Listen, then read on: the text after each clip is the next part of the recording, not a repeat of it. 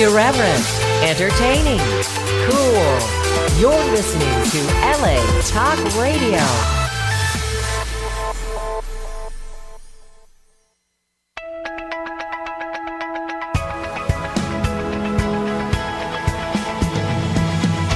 You're listening to Question Reality with Priscilla Leona, right here on LA Talk Radio.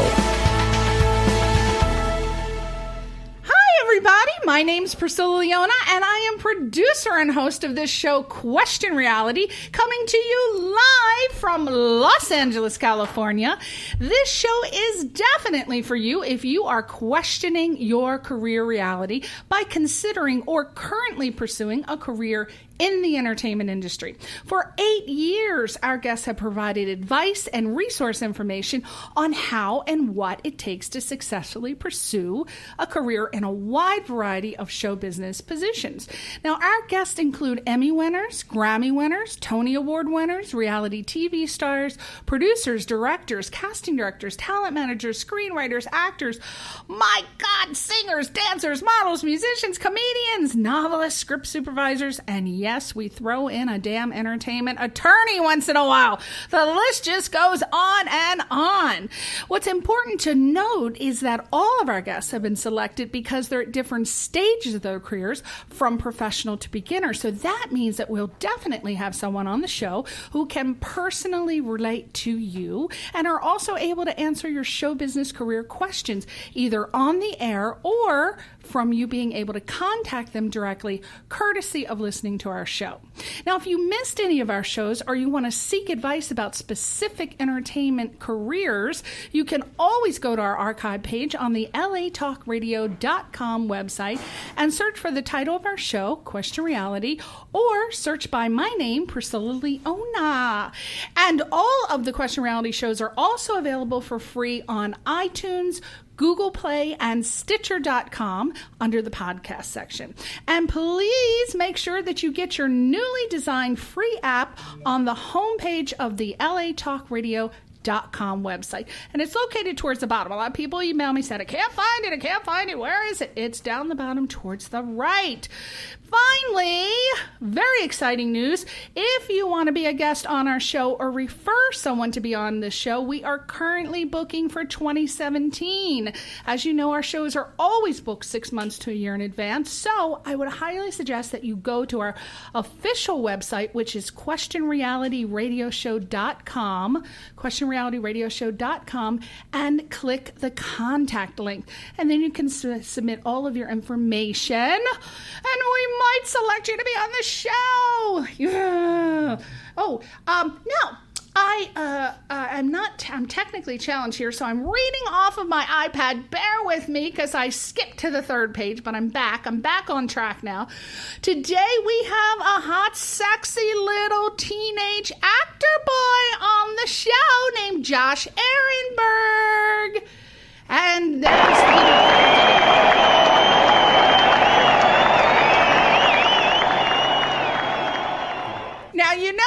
now, I like those tacky, what are they called, Albert? What are they called? I love them. People are like, oh my God, are you going to play those sound effects? Yes, I am. And I have a gong, I have an applause, and I'm looking for more. So if anybody else can suggest some more sound effects, send it to me because I will play it.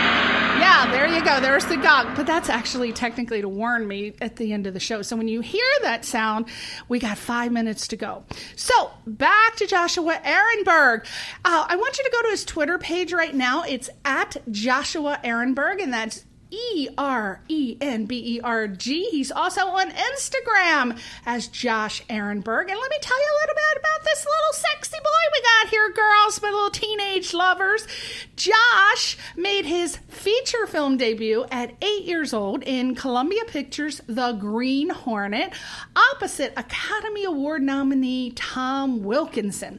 And then Josh landed a recurring role on the critically acclaimed series Suburgatory on ABC, playing that sarcastic know-it-all AJ, who has always great advice for adults, including his thoughts on love. So if you were a Suburgatory fan, you remember that little Josh, always up in your grill.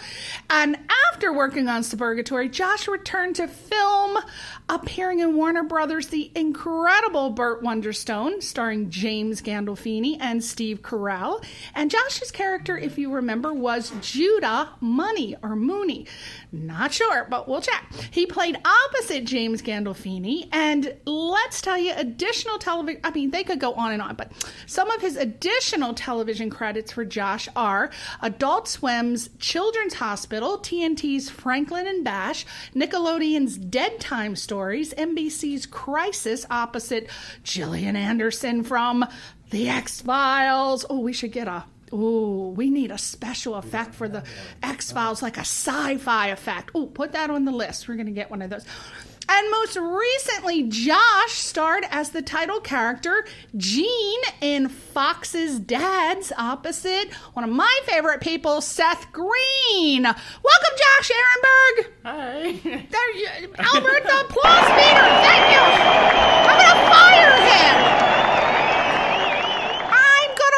Albert. Well, actually, I can't because that's my husband, but you're going to get a demerit. He's never on time with my special effects. We also have Josh's lovely, gorgeous mother, Susie Erenberg. Hello, Albert. Applause for Susie. That's it. What is going on? Are you high over there? What is going on? Oh, my God. I'm going to send a smoke signal off there.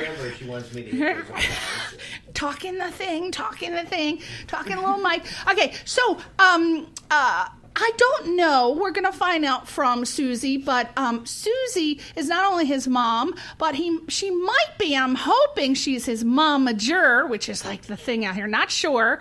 Okay, most moms of teenagers are. Okay, I'm getting a nod, so no, she is not. So we're going to find out about that. But Susie is going to be, Josh is going to be providing entertainment career advice as a teenage actor, and Susie is going to be giving advice to parents from the perspective of the mother of a child actor. So how lucky are we today? We are so lucky.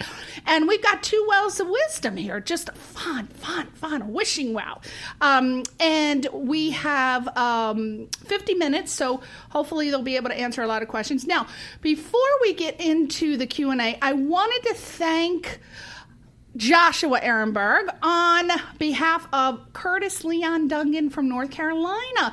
You and your mom, Susie, were both so generous to send him a care package with a bunch of superhero stuff when he was sick and just got out of the hospital. He's a huge superhero fan, so that was such a treat for him. As a matter of fact, if he's listening right now, Josh, maybe you could give him a little shout out.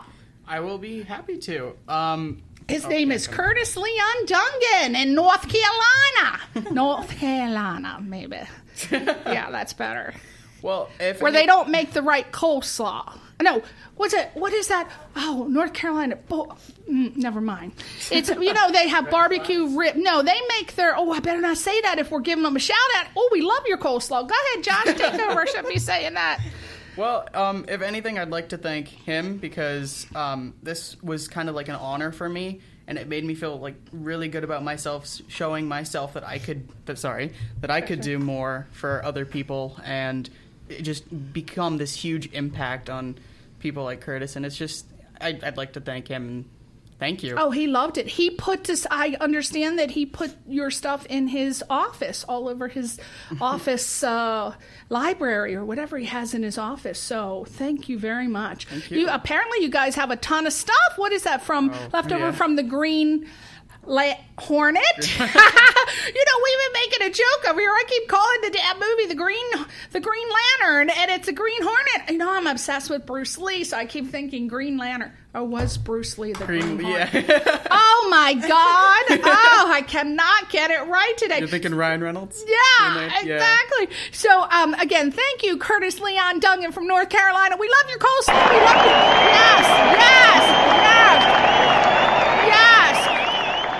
Yes, it was ribs. They make the ribs differently.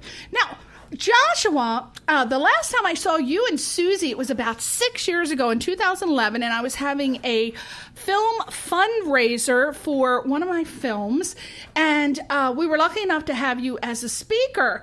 And it was for sci-fi superhero stuff, and you were so articulate and you gave such sage advice, so I was very impressed with you. Haven't seen you in 6 years. My God, you've grown. You're so tall, and you're so much different now. I mean, just turning into a beautiful, beautiful boy. He was cute as a button back then, but now he's turning into a hottie, Susie. What's going on? Growth happens, and What's going on? Are the girls like walking by throwing little pebbles up at his window? Yes, they are. Yes, they are. Oh, Joshua, he's like, yeah, shut up, Mom. No, I understand that you have a passion for writing and that you have written many mock episodes of cartoon screenplays and scripts.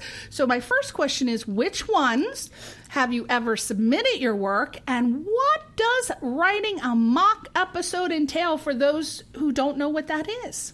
Well, I mean, he's an actor. He can remember every single question I just asked. I wouldn't, but he will.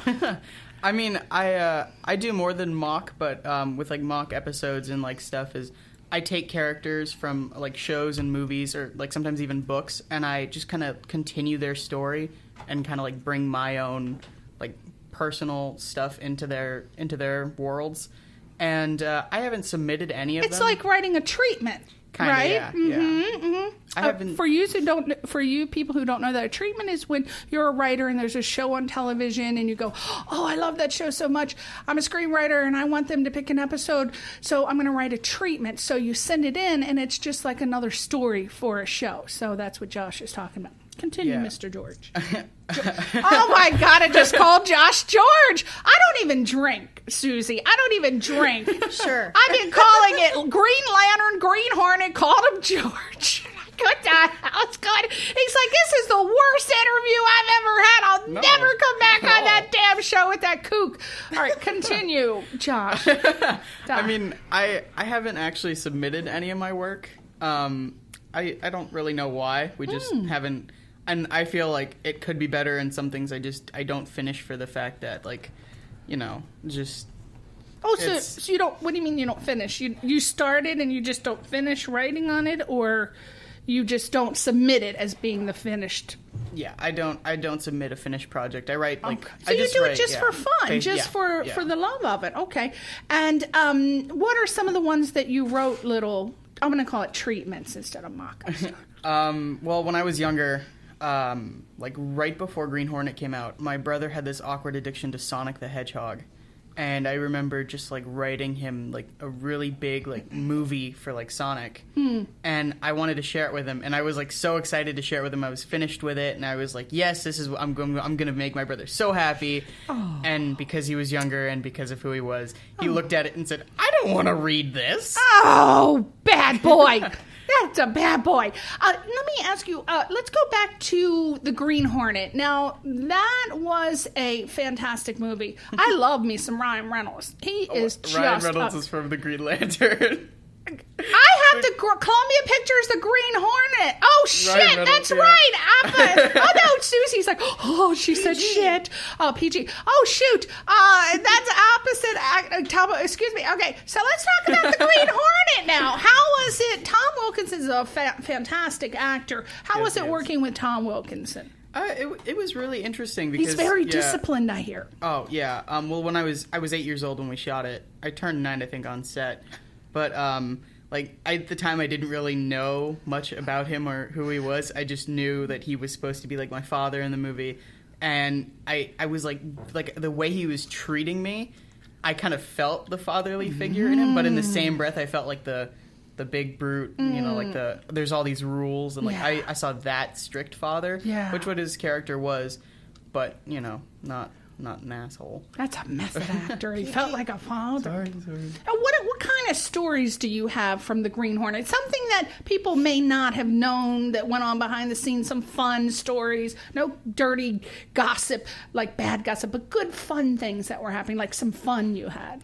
Well, again, I was 8. So, nothing oh, dirty. Darn, you couldn't have any of the good fun that a 9-year-old would have had. Okay. What did they... Oh, so did they keep you segregated, like, in the children's section? Or what is it like being an actor 8 years old on the set?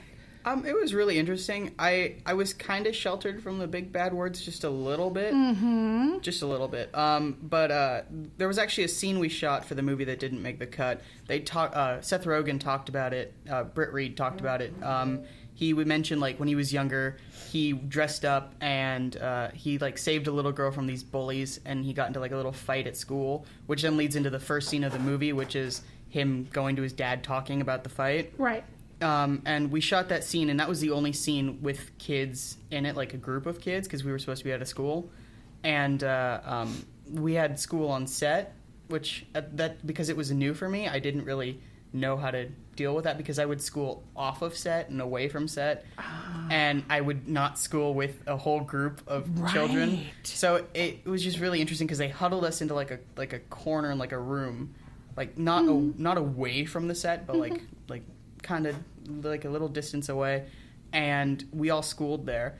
And it was really weird because we all had different work and different assignments, and it was just kind of like being in school if everybody was in their own separate world. I'm so glad you brought that up, because that is a great question for mothers, because I guess I'd want to know what actually, for a mother whose child wants to be an actor, what is this whole process like? Because you have your child going to a regular school, and then they are cast in something. And it could take days, weeks, months, right? I want to hear from Susie, what does that process entail? Like, how do they know what to teach your child? And then I want to know from Josh what it's like to go from being in a class with his friends to strange kids on a set. So, Susie? Well, you have to have a work permit, a California state work permit to work in the state of California. It's issued to you. And then you need to also bring your children's schoolwork with you so they can learn from whatever they're learning at the time in their class. So they just bring it to set, and they're taught on set whatever they're working on in the class. So you just bring it with you, and the kids will do it there with the set teacher. And they are required to learn on set 3 hours per day.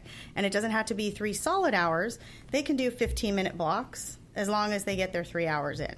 So that's schooling on set. Oh, great. Oh, that's cool. And from your perspective, what is it like to go from your regular classmates into a school, as you were just saying, with a whole bunch of different people? Well, I mean, since I am used to like going to school and I have my usual friends and stuff, I don't really notice a difference anymore, because when I'm working with kids, I get to know them, so they kind of become my friends. And when it's schooling on set, it's kind of like schooling at school, just like less time. Yeah, so you're just meeting new friends. Yeah, basically. And it's continuing the same work. Yeah. Do people goof off more because it's the it is, because the teacher probably isn't as strict, and they're not going to report back to your real teacher, so it's like, I can just play. All right. Now, in your free time, you love to volunteer for Make-A-Wish Foundation, Alliance for Lupus Research, American Cancer Association, Relay for Life. Why did you choose these particular organizations, and what do you do when you volunteer? Well, for Make-A-Wish, in 2011, when Green Hornet came out, we had a screening event, and for like a whole group of my friends and a whole bunch of other people, and we kind of made it like a fundraiser, and we raised money for Make-A-Wish, and we were able to grant boy Diego's wish. He wanted to like go on a shopping spree to Best Buy. Oh. And it was really interesting when I first heard. It was really interesting when I first heard of Make-A-Wish. It was just, I don't know, like it kind of it brought something really interesting to me that I haven't felt before, because I was younger, and like I kind of wanted to push more on that. And that was when I kind of like really started on volunteering. Yeah. Which then brought me to lupus. What did you do? Did you take them? Did you go on the shopping trip with them, or did you give them the gift cards, or what did you? Well, we raised a bunch of money from the screening event, and then we gave the money to Make-A-Wish, and Make-A-Wish took them on a shopping spree. Yeah. I see. So you didn't actually get to go. Darn, that would have been fun.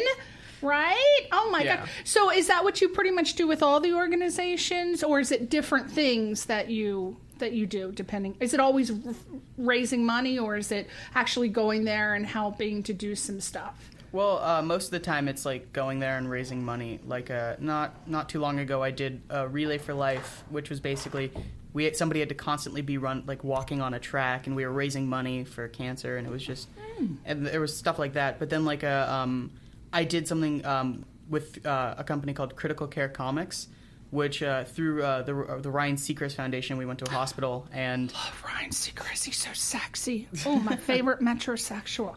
Oh, you got to meet Ryan Seacrest? No. Don't get me excited, because I'll be getting the scissors out, getting a piece of your hair, because it was in his presence. It was in Ryan Seacrest's presence. It still has residual Ryan Seacrest on it. Maybe. All right, so continue. We went through the Ryan Seacrest Foundation to the hospital, and we gave comic books to the children there. Oh, nice. And so sometimes you do the up close stuff, and sometimes you don't. But they both have the same kind of impact and meaning, and it's just kind of so fun. You love to volunteer. Yeah. It wasn't Susie going, you know what? We got to put that on your resume. No. No. That's we got to get you into a good college. It really He has to give back. Yeah. Okay, so you also love to play sports and basketball and volleyball. So can you tell other children how important it is to have various skills like sports in your tool chest as an actor? It's very important, by the way, actors, to have, even adult actors, the more things you know, the more things you can be cast for. If it sounds stupid like egg tossing, well, you never know when they need somebody to toss an egg. Sword fighting, karate, just miming.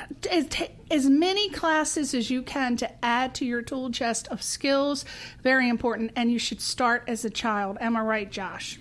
You should. I think the best example for it would be like the Step Up movies and like those dancing movies, because like they're all trained professional dancers, and I doubt they just kind of went in and said, all right, since I'm an actor, we're just going to do it right here and we're going to learn how to do it there. They're all trained professionals, right. And knowing how to do that stuff will like expand, and it'll like open more doors for you. Yeah. And it'll help so much. It is not enough. Back in the day, Susie, you know what I'm talking about. You used to be called a triple threat. Yeah. And you had to sing, you had to act, and you had to dance. Yes. Well, these days, forget about it. You got to be what I call the dirty dozen. You have got to have a dozen skills in order to just be considered for one. So you've got to sing, you got to act, you got to dance, you got to have, especially if you're a female and you want to do action movies, highly recommend you start doing some parkour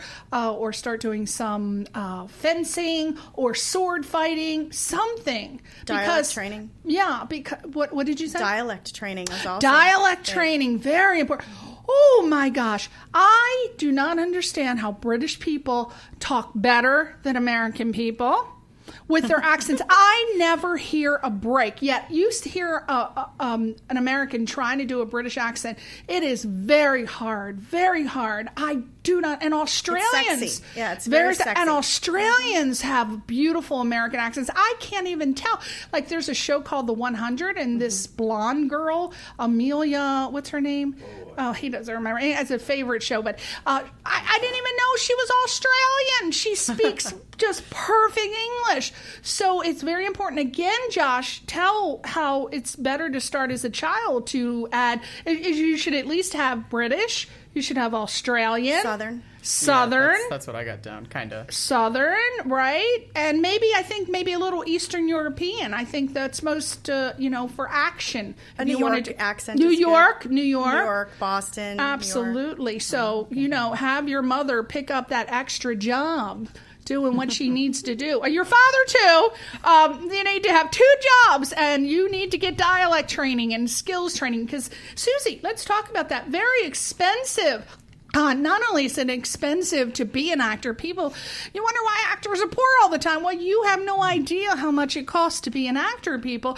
Headshots will run you, I mean, if you're going to get a good photographer, will run you $500 to $1,000. Every time we do headshots, it's $1,000 because you have to take the pictures. Yeah. You have to have your clothing. You go see your photographer. You take fabulous pictures. Can I plug somebody? Yes. We love Deidre Fahey. She's fabulous. She's wonderful. We love her. He takes his pictures. Then they decide which pictures, the reps. Everybody looks at the pictures. Then they pick their top 15, 10. We have them touched up or not. And then they have to be uploaded everywhere. So you upload them on all your actor sites, your Actors Access. And it costs. Yes. Every time you upload a picture, it'll run you about $10-15. Some places charge $35 even. And you have to upload every picture that the rep wants. So if your theatrical rep wants 5 pictures, you're uploading 5 pictures. Your commercial agent wants 2, you're uploading those 2. Then you got to make your manager happy, and she wants 3 different ones. There's another 3. And then, of course, it ends up being around $1,000 by the time you're done. Yes. So very expensive. Yes. And that's not including class. Oh, and then Josh will be changing, growing some whiskers in 6 months or a year. Then you got to get more pictures because the kids grow. I mean, if you're an adult, you could probably get away with maybe a year before you get another picture, right? Unless you change your hair color frequently. But for a child, he's growing like a weed, so his looks are going to change in a year. We take them every year. Every year. Every year. So it's $1,000 a year, give or take. Okay. Not including the uploading costs for the websites, because if you're an actor, you have to be on websites. Hopefully you know that, but if you don't, there are many websites that you go on. Actors Access, LA Casting. What else, Josh? Anything else? Those are the only 2 I know about. No, there's a lot, but those are the 2 that we usually use. Really? Do you know any more that I don't know about? There's Cast It Talent, Now Casting. Is that still around now, casting? Yeah. There is a new place that I've heard of. I'm going to check it out first. I'm not promoting this company because I make sure that I do a lot of research. But it's been the buzz. It's called GetUpcast.com. I've heard of them. Mm-hmm. Right? Yep. So I don't know because it's weird. Like they're not out, but they're telling you can get in on it before they're actually out. So I don't know, but I love the whole idea of actually being cast from a mobile app. Yeah. Because now what's happening, which is great, Susie and Aaron, for children and teens, this EcoCast, right? You don't even have to go to auditions because that's another expense, right? You got to take off time from work as a mother to take the child, and then you got to have gas, and then you got to, that's a lot of time work. With the EcoCast, they're now letting you, you get your script from Showfax, and then you shoot it right at home. Have you done that? They're doing a lot of taping now. Taping is the new thing, but still when you get to the producer-director level, they want to meet with you in person. If you're far, far away, sometimes they're happy to Skype with you. Okay. And that way they can see that you're directable. But typically speaking, the best place to be is in the room if you can get into the room. Yes. That's where you want to be. Have you done an EcoCast audition? Do you like those? Or do you like He has actually done a few EcoCast auditions. Mm-hmm. Do you like those as opposed to going in, or do you like going in better? I like going in better because it also gives you a chance to kind of embrace your character in the room, and then you get to personally be there with the people, and I like it better. Yeah, and try to do the lighting for these EcoCasts. I got I'm not an actor, but I swear I have lots of casting director friends and talent managers and just casting people. So whenever they see a role for a fluffy, I'm gonna call myself a fluffy, nice Michelin-tired woman, they're like, "Oh, Priscilla, can you submit?" So I'm like, "Oh God, no!" Now I love doing background work. Now you're gonna think I'm crazy. I loved it when I first got started because I believe that I'm extremely organized and detail-oriented, believe it or not, and I believe you need to start from the bottom. So I thought it's best that you start as a background actor. That way you can look and see what's going on the set. You can see what's happening. You can learn the set etiquette. You can learn things. So I loved it. But recently, my manager sent me for the Blacklist, right? And they wanted me to do an eco cast. You should have seen poor Albert trying to set up those lights. It was a hot mess. We had shadows on the wall. I had like 5 shadows, and then there was like, oh, it just was not right. I said, I can't do this. I don't know how actors do it. You do know there's companies that will tape your I audition for know you. that, for $150. And they'll read with you, and sometimes they'll coach with you. Yeah, not happening on this end. I'm better. I like producing, directing. That's it. My short films and my music videos. I'm good. Now, Joshua, let's talk about the film, because I got a lot of emails wanting to know what it was like working with Ryan Reynolds.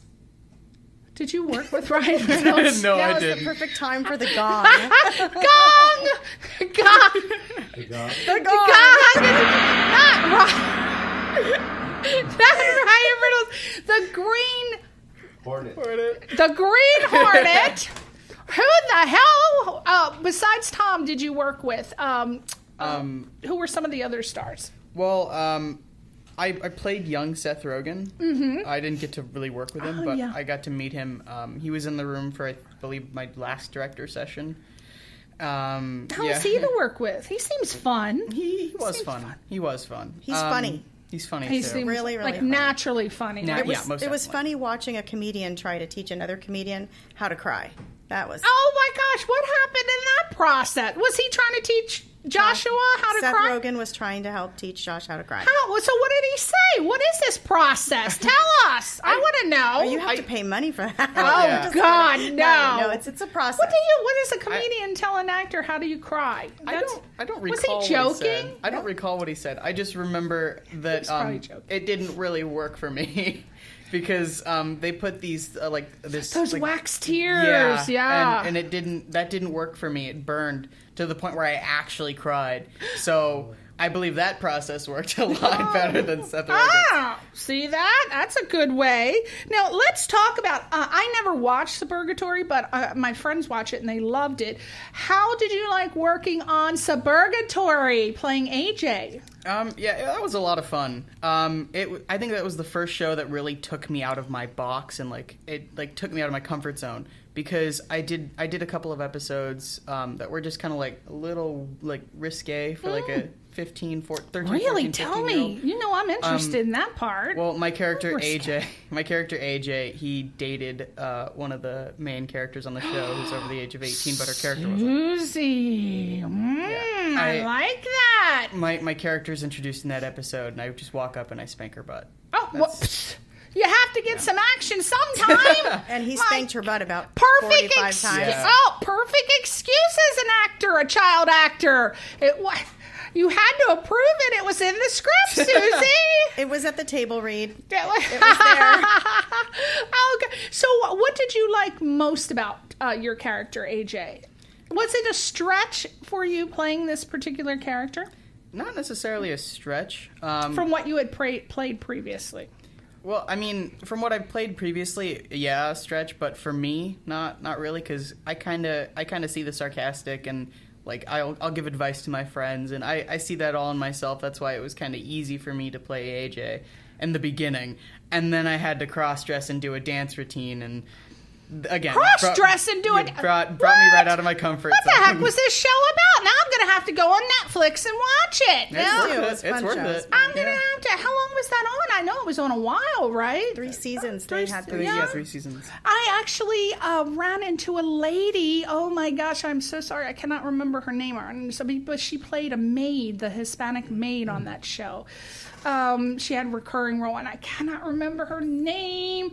Oh, what is that lady's name that we met, Albert? Eliza Taylor. It is not Eliza Taylor. That's the one from the 100, remember? The Australian. Oh, he's Yeah. way back on the 100. But you know what? That's what happens with Albert. I'll bring someone up. He Googles it, and then I'll find out about it before the show ends. That's useful. Yeah, it is. It's very, Susie's looking that up now. After working on who else were some of the stars of Suburgatory? We want to give shouts out to them. Who else were that? Who was that? Allie Grant, who I spanked her butt, so I'm gonna give her a shout out. Yeah, we want to shout out Allie. I do remember though, before we started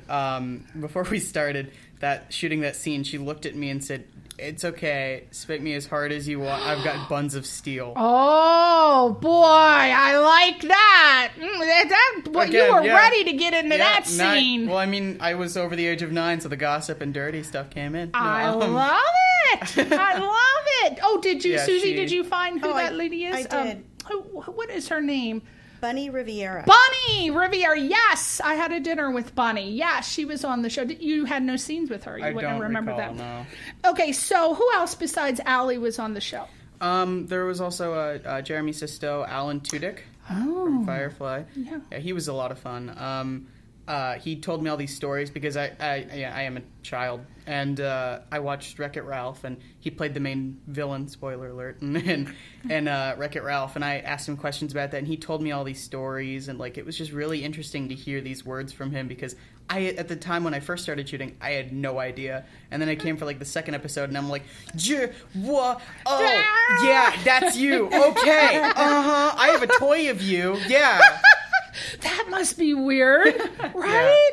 Yeah. Does it affect you working with him when, if you don't know who someone is it's probably easier. Yeah. And then when you know, how do you get over that hurdle of being intimidated or, Yeah, what do you do? How do you do that as an actor? Well, I mean, it's kind of the same. It's kind of the same way of dealing with it when you know who they are beforehand. You just kind of got to play it cool. You play it cool. You just got to play it cool. Just like when you spanked Allie's butt, you were like, "Well, I don't really want to do this, but it's in my scene, Allie." It was more or less I was red as a tomato, and I was just like, I don't know about this. They had to color you, get you back to the natural color. Now, when you worked on The Incredible Burt Wonderstone, which do you know I have not seen that yet. I've had that on my list forever.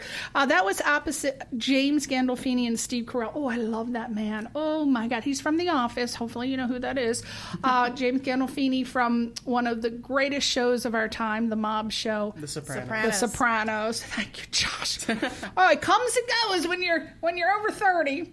Your memory comes and goes. 30, we'll say 30. It comes and goes. How was it like working with James Gandolfini and Steve Carell? I would think Steve Carell's on all the time. Oh, Steve Carell was amazing, but James Gandolfini, he was considerably one of the greatest parts of shooting that.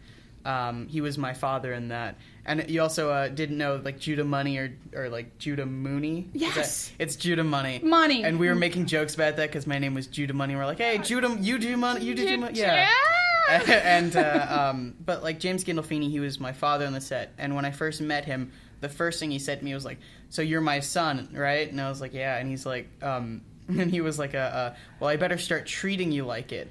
And he got me like a remote control helicopter, and what? Yeah, and it was just that was like whoa, wow, so far so good. Wow, yeah. I'm gonna give you a helicopter. Yeah, but there was. I wonder what his real kids got. If he gave Josh a helicopter, wow, they got some good stuff. But like he really did treat me as if I was his son. Like he just immediately brought me in. Like he's a powerful presence, isn't he? Yeah, most definitely. We were offset, and I was working on schoolwork, and I just kind of stopped, and I was on my iPad, and he came in the room, and he like sat down next to me, and like I was like leaning on him, and when I was playing Angry Birds, and he asked me about Angry Birds, and we were playing it together, and yeah. Does he regularly play, or it was just you were teaching him how to play? I was teaching how to play. Isn't that teaching James Gandolfini of The Sopranos how to play Angry Birds? Something you and I have never done, people. Never done. Who knows? He might secretly have picked that game up and he went home and he was obsessed with it like I am with Candy Crush. Angry Birds, Angry Birds. Now, you also went on to, I don't know what Adult Swim's Children's Hospital is. What is Adult Swim?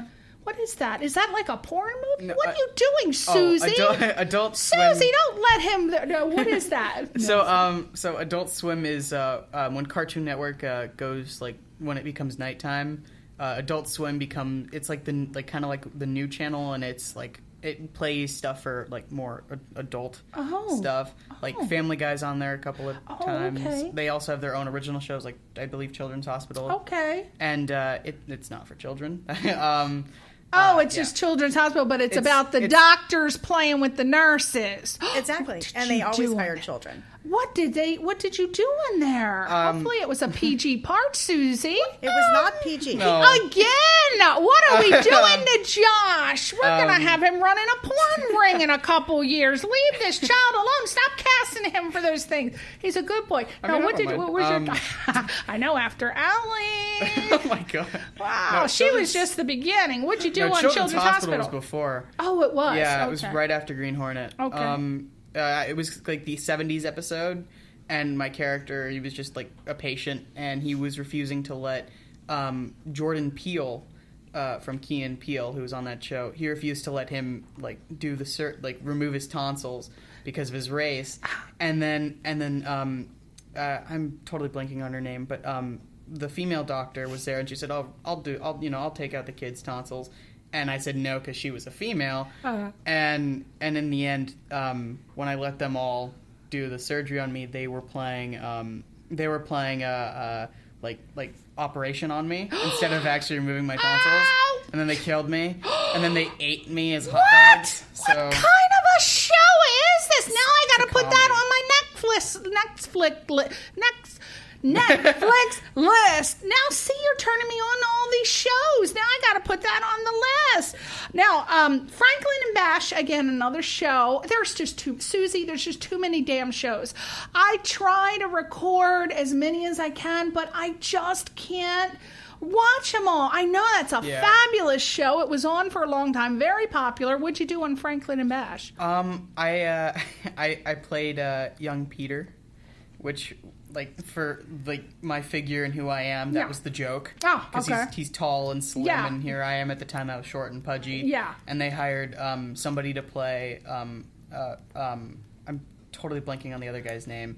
But they hired him. He in real life he's small. Yeah. And they got somebody really tall to play him. Yeah. And we were young, and my character was kind of like our characters were not getting picked for the football game. Yeah. And we kind of just that was how we met. That was how Franklin and Bash met. Ah. And they kind of just ran off and had fun, and they got to know each other a lot better, and that was kind of a cute flashback. I gotta watch. That's going on Netflix too. You were also in Nickelodeon's Dead Time Stories, NBC's Crisis, opposite Gillian Anderson. Now Albert and I, being oldies that we are, love the X Factor. Now Albert had a crush on X-Files. What did I say? That's X-Files. You said X Factor. Oh, I can see her being a judge on that. Yeah, I can too.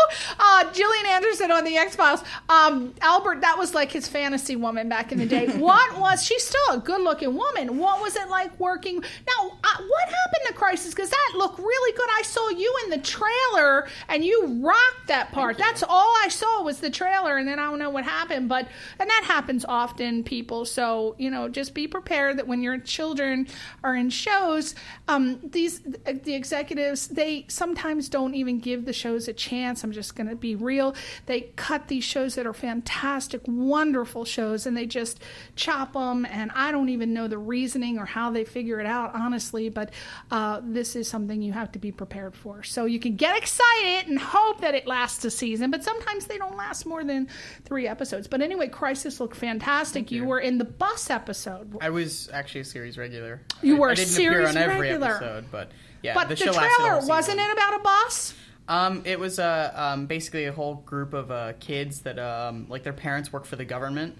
They're all leaving for a charity job thing on a field trip, and their bus gets hijacked and they get kidnapped, and it's there was a bus scene. Thriller. I know there was a bus because I saw you and I was like, damn, Josh, he's doing such a great job. That was, and then recently you played the character Gene in Fox's Dad's opposite Seth Green. Another one, I saw one episode. I'm like, that's really funny. Again, where is it? Executive. Oh, they're going crazy. Chop, chop, chop, chop. How did you like working again? So this was your second time working with Seth, right? No, my first time. The first time working with Seth. I worked with Seth Rogen and then Seth Rogen. I could have sworn you said Green, but you said Rogen. Okay, Seth Green. How did you like working with him? He seems really funny. He was a blast. Really it was really funny. fun working with him. I asked him questions about Family Guy because I would watch Family Guy with my dad, and he even like answered a question for me in Chris Griffin's voice, and he told me about how he did the voice, and it was really How? Well, funny. tell us. We want to know. How's he do it? He's a wizard. That's all I know. But like he was really fun to hang out with, and because I got to bully him on that episode, that made it so much more fun. And like we're like the same height, or we were, and yeah, it was a lot of fun, and we made too many jokes to count. And I wanted to ask you about that because I know that you feel very strongly, as everyone should, about bullies. We do not like them. We hate bullies. What was it like as an actor to have to portray a bully? You've got to really stretch yourself. How do you prepare for a character that you absolutely abhor? Well, if it's for like comedy purposes, as this was, it's fine by me. But if it were anything like really serious and major, I kind of have to stop and think about it because I was bullied, and like that kind of like hits me. Yeah. And so I have to like really stop and think before I go out for like a role where I'm like playing like a hardcore bully. Right. But like comedy, like with Seth Green, I'm you could do that. I'm picking on Seth Green. He was dating my mom, so I was picking on him. So would you maybe reject a role that was about a hardcore bully? I don't think I would because reject you it. really got to get into the character, and if Yeah. it's a character that you hate, I know you got to stretch yourself. How does a child actor who's still a child? What do you do to prepare for a role like that? That's a character that we don't like. How would you do that? Would you just watch movies or? Well, and I'm giving it a shout out to Lauren Nadler here. She taught me this. I read the script over, and I write down the characteristics of these characters, and then I write down the characters' objectives. And then it gives me a chance to really get into that person's world and that character's mind. Therefore, I'm no longer Josh, I'm that bully, and I will look at this character, and this will be my objective. So, like, it's more or less not like you like separate, watching movies. I separate myself and my personality from this character. Right. We talk about it a lot too. When it's something like that, we spend a lot of time talking about the character and what's happening in the scene, and how he is only portraying the character and he is not the character. Yeah. And he's only the character for a short time, but he would never ever be a bully.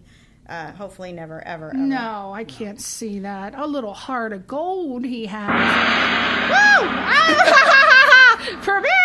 Oh my God, that means we got 5 minutes. Now, you are up for 2 projects right now. I don't know if you can talk about them. We're never allowed to talk about anything. Never allowed to talk about anything. Well, what does it mean when an actor says they're up for 2 projects right now, for those who do not know, and what does that project entail?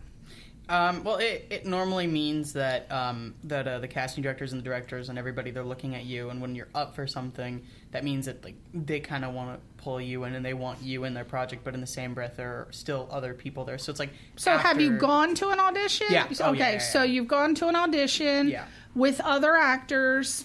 And how do you know you're up for something? Do they say, I know what it is. They'll say tell you're on you're hold. in the mix, or they'll put a on pin hold. in you. Or you put on a hold. What's called hold. Right. Or a pin. Put a pin on it. What? A veil. A veil, which would be a commercial. A veil. Right. Oh, tell us. See that? That's something we did not know. I didn't know that. Have you done commercials? So no. Josh was on a veil for probably 100 on a commercials. veil. Oh, In a I year. thought you said on veil. No, Okay. on a veil. Right. Okay, right. So for commercials, so that means that you have to make yourself available for that particular time period. Whoever you're on a veil for or pinned for, they own you for that time. Yes. You can't accept any other projects during that time. You have to. They own you. Just like with Crisis, when he was on Crisis, he was also working Suburgatory, and he could no longer work the last season of Suburgatory because Fox and NBC owned him. Oh, isn't so you that can't something? do anything else, Oh, whatever your contract says. Bad. Now, Josh, what do you feel is the best advice that you could give to another teenage actor or child actor who wants to pursue a career as an actor? Well, obviously the cliche, don't give up. When you're in like the scenario that I'm in, which is like older actors that are above the age of 18 getting roles that were said to be for 16 or like 15, 14. Yeah. When stuff goes down like that, you definitely want to go in and you want to prove you're worth it, and you want to show them that, that yes, you want me because I am what you're looking for. And you don't give up on that. But if, it doesn't really necessarily work out, and you're not getting jobs and they're taking those jobs from you, definitely this is the perfect time to discover who you are. Yeah. And find out what you love and what you want to do, and if you want to continue to pursue, and if you want to find something else, or you want to go to college. And because at this age, like in high school, they're prepping you for college and they're prepping you for your future. And when you're an actor, or you're trying to get into the business and that stuff, you technically already know what you want. But there's always other routes that you can take at the same time. Yeah. You always want to have a plan B and a plan C. You definitely need to go to college, because if it doesn't work out as an actor, you got to have your backup job. Right, Susan? All right. Oh, wow. Okay. Last thing, what would you say, real quick, what would you say to parents whose child wants to be an actor? I would say make sure they want to be actors. They genuinely want to be actors. It's a lot of work. You take a lot of time. You spend a lot of money on training. And you should learn where you live. Like if you live in another state, not in Los Angeles, learn and audition there. Stay there. Don't rush over to LA. Don't spend money separating your family until you absolutely have to do that, because it's a lot of work, and there may be reward, and there may not be any reward at all. You could just be spinning your wheels. And it is expensive, people, to live here. It's expensive, and you have to really be passionate and be prepared to spend the time and the money, and your kid has to love it, and it doesn't reflect who they are. If they don't get a job, it's not any reflection of who they are as a person. It's just a reflective of that they weren't selected for that particular role. Yes. And as a parent, please just explain rejection to the children. It is not a bad thing. That just means you just weren't right for the part. And you should go, well, you know what? That's great, because I wasn't right for the part. I don't want to be cast for something that I'm not right for. Psh, on to the next thing. Don't take it personally. It is not a personal reflection. It's definitely not personal. They don't know you. These casting people, when you go in there, they want to cast you. They don't know who you are. They don't have any feelings of animosity towards you. Okay, so Joshua, we are going to be looking forward to seeing you in some feature films, some television, and some commercial. And if you want to follow Joshua Erenberg, do you like Josh or Joshua? I'm used to Josh. Okay, if you want to follow Josh, follow him on Twitter. It's at Josh Erenberg, Erenberg, and follow him on Instagram at Josh Erenberg. And we are going to follow his career. Now, I'm hoping that I can get him next year, but he'll probably be on a hit show like Modern Family. I won't be able to get him, so we should just cherish these moments now. But hey, I'll get you to get a commitment from you. Will you come back the next time I ask you next year? Because we want to follow. We want to say yes, because that's not a commitment there. I didn't get it. Now you have it. I got to commit. Got it on audio. Yeah. Dang it. Yes. And let's follow Josh's career, because he is a fantastic child. He's a gorgeous child. Aww. He's so talented. His mother is like, let me tell you, if you want to work with a child actor, you gotta like the parents. And I have dealt with some parents. They're not, Susie is not like a dance mom parent. She's very easy to get along with. She's very kind. She's professional. I've known her for 6 years, and this is the type of parent you want to choose. So Josh is available for a feature film. And what do you want to tell me, Susie? Oh, also Josh is on IMDb if you want to look him up there too. IMDb.com. That's right. Movie database. Yes. All right, everybody. Thank you, Josh. Thank you. Say goodbye to your fans. I have fans? You have lots of fans. Goodbye, fans. Whoa. And Susie has mom fans. Say goodbye to your fans. Mom fans. Thank you. Thank you so much for tuning in to Question Reality. We'll see you next week. Bye-bye.